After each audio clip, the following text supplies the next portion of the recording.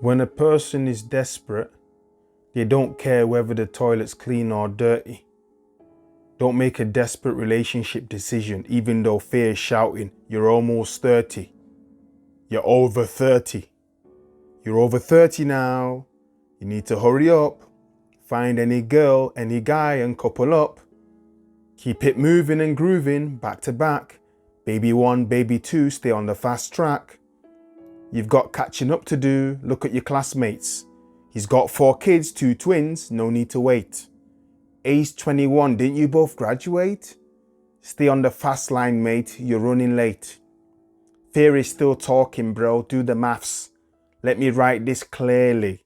If you want to grow with your kids, say the vows, then I do, then start early. I don't want you to look a fool. Imagine getting asked if you're dad or granddad when you drop your kid in primary school. Okay, let's slow down. 1 second. Fear, stop talking. Faith, start speaking. You're on track with God's time. Please stop speeding. Keep your eyes on God. Go at His pace. We're on the same track, but running a different race. No need to compare, conform, copy or compete. Worrying, panicking, attending every meet and greet. Desperation written all over your face. Shouldn't I be desperate? I'm running out of days. No.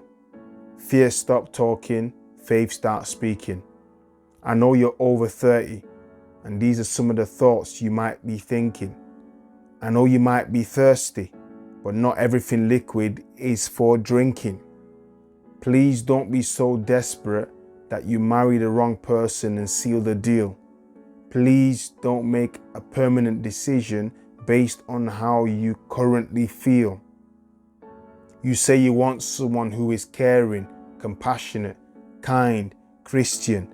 Well, many fit that description.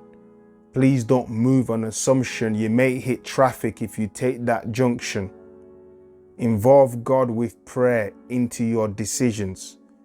There's a way that seems right, but the end is destruction.